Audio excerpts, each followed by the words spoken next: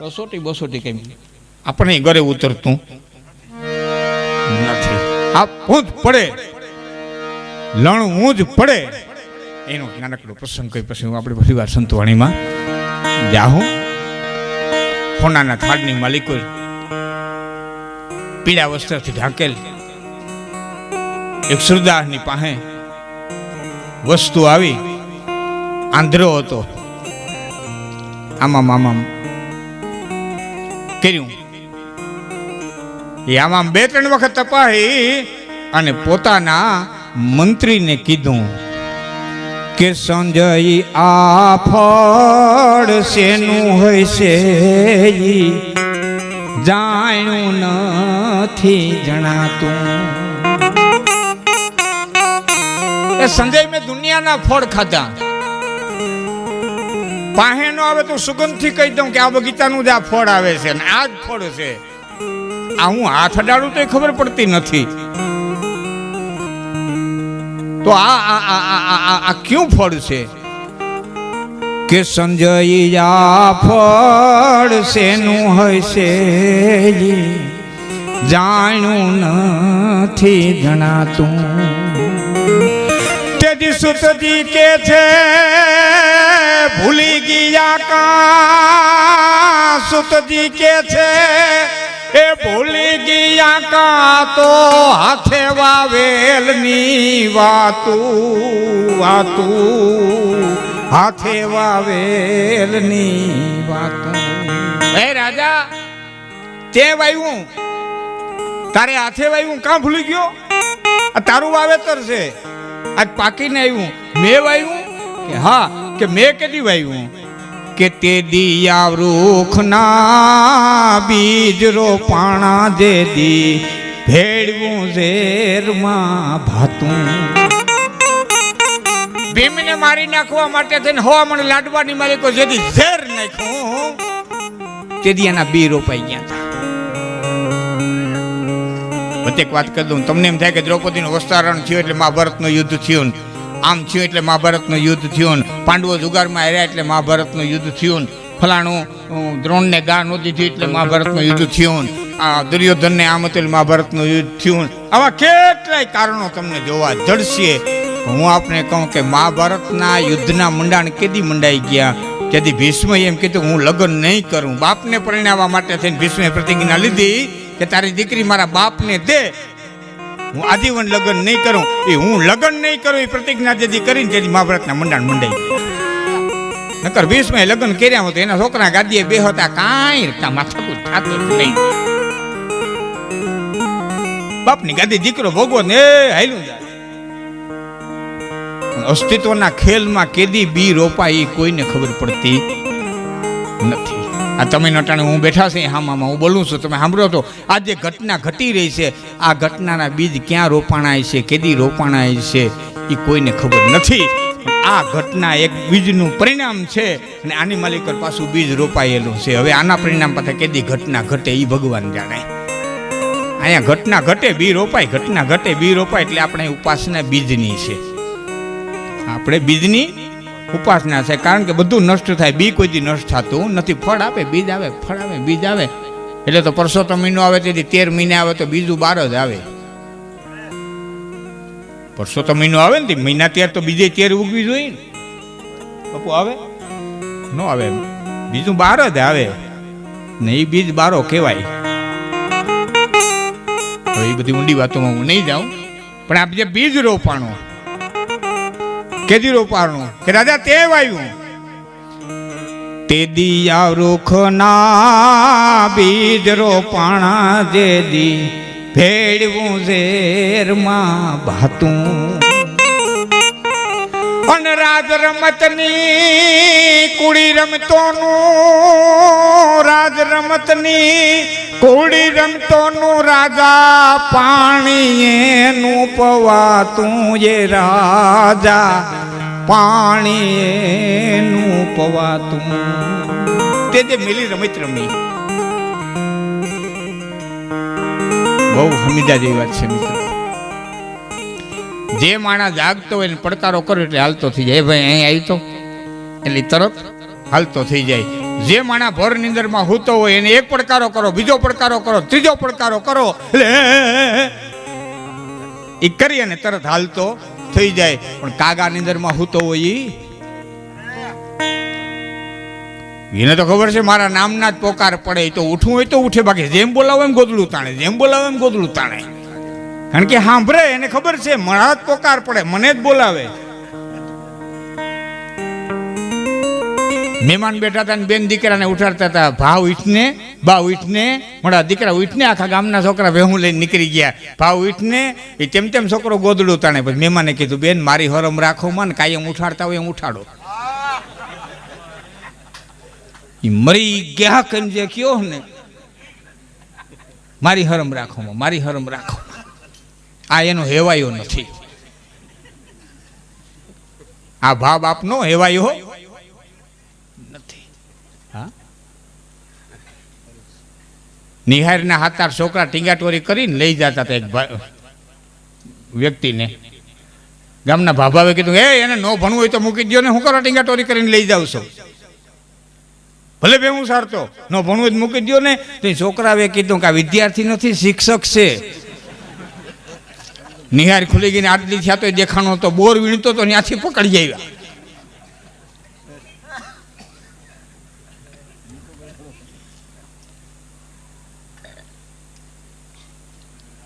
ભયંકર નિંદરમાં જે હૂતો છે એ એક પ્રકારે, બીજે પ્રકારે, ત્રીજે પ્રકારે જાગી જાય. માલદેવ ભર નિંદરમાં હૂતો તો રૂપાદેને એક પ્રકારે જાગી ગયો. જેસલ ભર નિંદરમાં હૂતો તો તોળાદેને એક પ્રકારે જાગી ગયો. વાલ્મીક ભર નિંદરમાં હૂતો તો નારદને એક પ્રકારે જાગી ગયો. જેટલા ભર નિંદરમાં હૂતા હતા એ કોઈ ગુરુના વતીને એક પ્રકારની માલિકોર જાગી ગયા. પણ 2 યુદ્ધ એવા ખેલાણા અને 2 યુદ્ધના ખેલનારા મહારાજા, એક જાગી હઈ ગયો, એક નો જાગી હઈ ગયો. મારે આપને કેવું છે, એક અને 2 યુદ્ધ વતારે 2,500 નો ગાળો. 5000 વર્ષ પહેલા યુદ્ધ ખેલાણું કુરુક્ષેત્રના મેદાનમાં.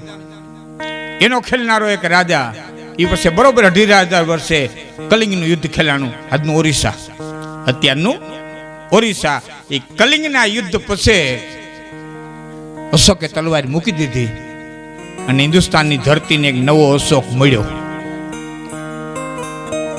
કીર્તિસ્તંભનો રોમનારો અશોક મળ્યો. મહાભારતના યુદ્ધ પછી ધૃતરાષ્ટ્ર ન મળ્યો. શું કરવા? એ આંધ્રાને ખબર હતી કાગાની અંદરમાં હૂતો હતો, એને ખબર હતી આનું પરિણામ આ જ આવશે. નો જાગ્યો, નો જ જાગ્યો. કાગાની અંદરમાં હૂતા હોય કોઈ જાગી હગે નહીં. અને જાહેરમાં પડકારો કરીને કહું આમાં કેને ખબર નથી ન્યાય કોને કહેવાય, આમાં કેને ખબર નથી નીતિ કોને કહેવાય, આમાં કેને ખબર નથી મોક્ષ કેમ દેવાય. બધાય પાસે માહિતી છે, હાલવું હું કે ને, માહિતી તો બધાય પાસે છે. કે તે દિયા વૃક્ષના બીજ રોપાણા દે દી ભેળવું ઝેરમાં ભાતું. અને રાજ રમતની કોળી રમતો નું તે દી પાણી રાજા પવાતું. પાણી પીવાનું. હવે સાંભળજો, ઝાડવું મોટું થયું ક્યારે? કે લાખાએ ગ્રહમાં લાય લગાડી તે દી રાત દિવસ તું જાતું. હસ્તિનાપુરની વહીવટી શાખાની માલિકોર, હું જો અટાણે યુવાનોને સમજાય એટલે વાત કરું. વહીવટી શાખાની માલિકોર વિદુરે આંટો માર્યો અને વિદુરે બિલો તપાયા. મહામંત્રી હતા, તપાવવો જ પડે ને ભાઈ, ક્યાં વપરાણું, હું વપરાણું, કઈ રીતે વપરાણું. જેમ આપણે અધિકારીઓ તપાવવા આવે એમ ભરોસીનો હિસાબ તો તપાવવો પડે ને.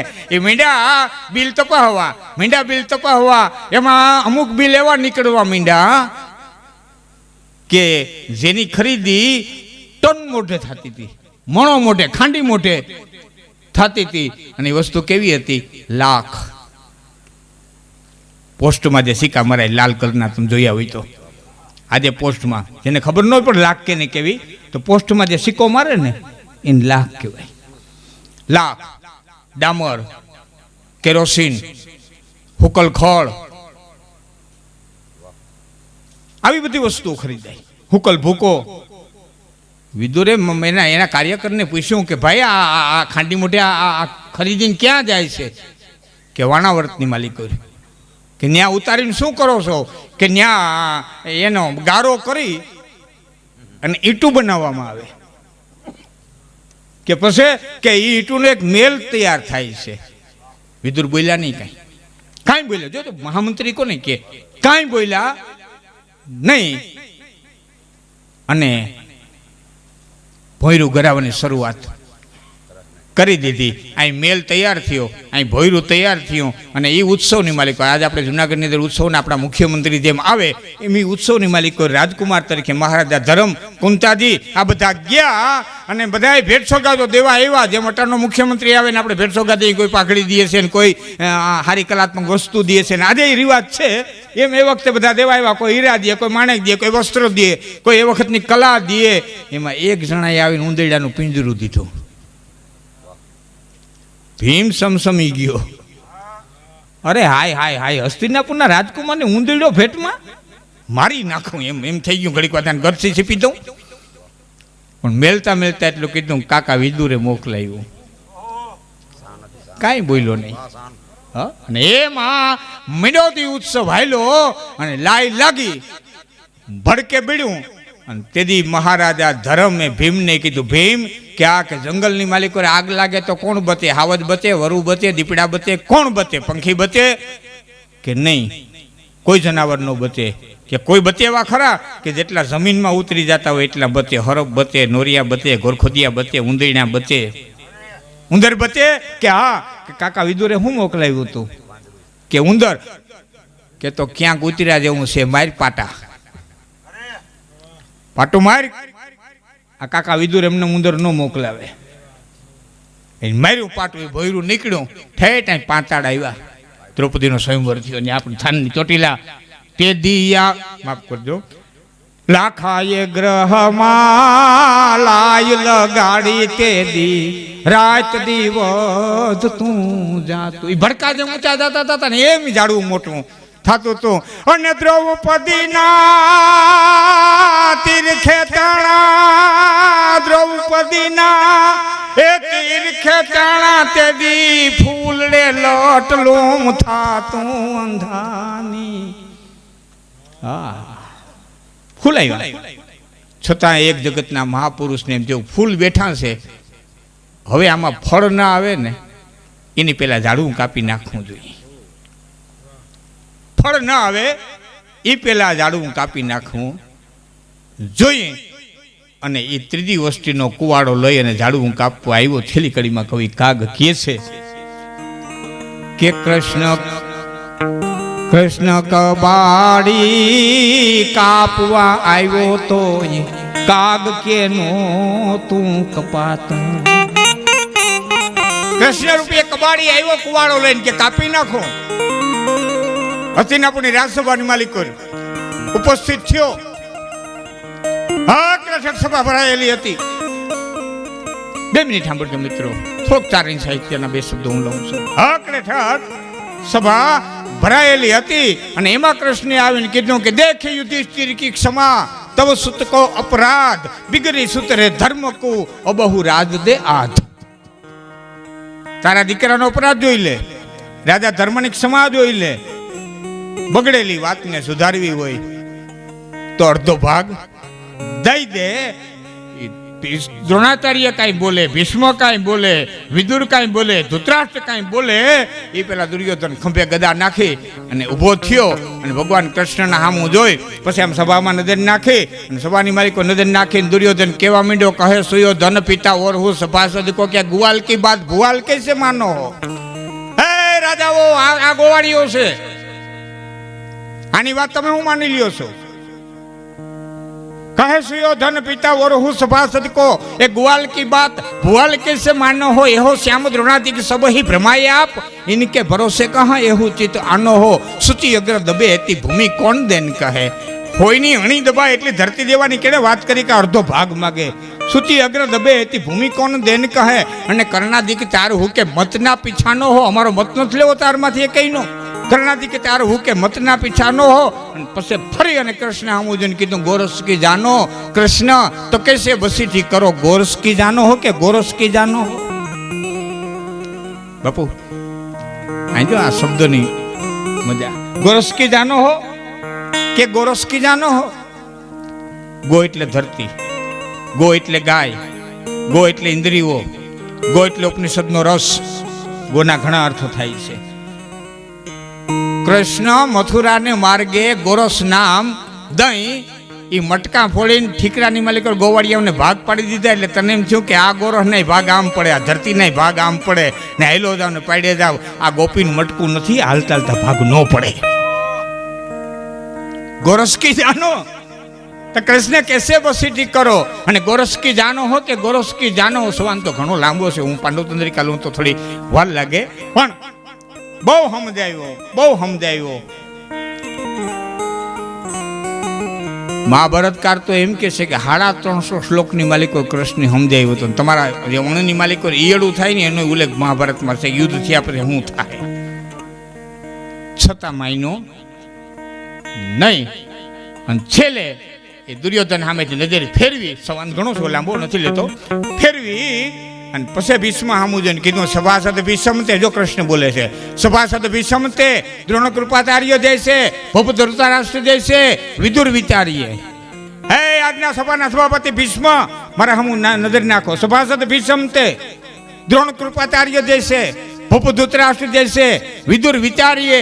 पाटीदार शीतल है सभा युधिष्ठिर को तो 5 ग्राम मांगे तो संतोष को बिचारिए. 5 ग्राम मांगू देवा, 5 ग्राम बचाऊं स्कूल ने देवा. 5 ग्राम मांगे तो संतोष को बिचारिए. नकर सांभળી લ્યો, ना तो सब छिती हूँ के क्षत्रियन को है नाथ. होनहार होनी हो तो जाहर की जानी है. एक घर हानि दूसरी धन हूँ की हानि जानी. महाप्राण हानि ये ना कहानी की हानि है. धरती उपરના તમામ ક્ષત્રિયો કપાઈ જાય, વીર પુરુષો કપાઈ જાય. બાપુ આ બેઠા એટલે એક શ્લોક હું આપને પૂછીને જ લઈ. સાધુઓ બેઠા છે એટલે કહું છું. બે સેનાની સામે ઉભેલી જોઈને અર્જુન એમ કીધું વચ્ચેમાં રથ લઈ જાવ. કૃષ્ણ લઈ ગયા, બધી આપણે ખબર છે. અને પછી કાકાને બાબાને બધાને જોયા અને અર્જુનને એમ કીધું હું નહીં લડું, મારે લડવું નથી. જે ગીતાની શરૂઆત થાય અર્જુનને કીધું હું નહીં લડું. હું આપને પૂછું કે અર્જુન એના સામે કોઈ લડ્યો નહોતો? ભીષ્મ, દ્રોણાચાર્ય, કૃપાચાર્ય, અશ્વત્થામા જે હામાં ઉભા હતા એના સામે અર્જુન કોઈ લડ્યો નહોતો? પહેલી વખત જ આવ્યો? આપને ખ્યાલ કોઈ નહીં લડ્યો તો? વિરાટનગરની ગાયું વાળી તેથી નપુંસકના વેહમાં હતો, અર્જુન લડ્યો. તેથી ભીષ્મ હતા, દ્રોણાચાર્ય હતા, કૃપાચાર્ય હતા, અશ્વત્થામા હતો, દુર્યોધન હતો અને અર્જુન લડ્યો હતો. તેથી કાકા બાબા મામાને એકે હક પણ આડા ન હોય. આજ કેમ આવ્યા? તેથી એકે હક પણ આડા ન આવ્યા, આજ કેમ આવ્યા? યુવાન મિત્રો સાંભળજો મારી વાત. અર્જુનનો પ્રશ્ન કાકા બાબાનો નહોતો. અર્જુનનો પ્રશ્ન આખા વિશ્વનો હતો, આખા વિશ્વનો હતો. અર્જુન બોલ્યો હે કૃષ્ણ, આટલા યોદ્ધાઓ આમાં છે, આટલા યોદ્ધાઓ આમાં છે, આ હામાં કપાઈ જાહે. આમાં કેટલા યોદ્ધાઓ એવા છે કે જેના લગ્ન થઈ ગયા છે, જેને ઘેર પુત્ર નથી? કેટલા યોદ્ધાઓ એવા છે કે જેના લગ્ન થઈ ગયા છે એના બાઈને હજી તેડી આવ્યા નથી? કેટલા યોદ્ધા એવા છે કે જેની હગાઈ થઈ ગઈ છે, જેના લગ્ન થયા નથી? કેટલા યોદ્ધાઓ એવા છે કે જેની હગાઈ નથી થઈ? આટલું પુરુષ ધન કપાઈ જાહે, આટલો યુવાન કપાઈ જાહે તો પાછળ જે સ્ત્રીઓ વધશે, જે કન્યાઓની વસ્તી વધશે, એ પુરુષ અને સ્ત્રી વચ્ચે અનબેલેન્સ થાય. મારી વાત સમજાય આપને? સ્ત્રીઓ વધી જાહે, પુરુષોની સંખ્યા ઘટી જાહે અને એ તમામ સ્ત્રીઓ સતી નહીં હોય ગમે ત્યાંથી બાળક ઉત્પન્ન કરશે. બાપનું નામ નહીં દઈ શકે ત્યાં બાળક ઉત્પન્ન કરશે. અર્જુન બોલ્યો, હું મારી વાત તમને મારા શબ્દો નથી કહેતો, અર્જુનના શબ્દોમાં કહું. હે કૃષ્ણ, અધર્મ ભવાત કૃષ્ણ, અધર્મ ભવાત કૃષ્ણ પ્રદોષંતિ કુલ સ્ત્રીય ત્રિષુ દુષ્ટાસુ વાર્ણય જાયતી વર્ણ શંકર. એ બાયુ વર્ણ શંકર પ્રજાને જન્મ દેહે અને શંકરો નરકાય એવા કુલ ધ્યાનામ કુલસ્ય પતંતે સામ પિત્રો લુપ્ત પિંડોદક ક્રિયા. એના દ્વારા જે પિંડ તર્પણની ક્રિયા થાય, લુપ્ત થાય, મારા પિત્રો નરકની માલિકો જાહે. એટલે હું યુદ્ધ નહીં કરું. આખા એક મિનિટ આખા વિશ્વનો પ્રશ્ન એણે રજૂ કર્યો હતો. તો મારો કહેવાનો અર્થ એ છે કે એ કૃષ્ણ આવ્યા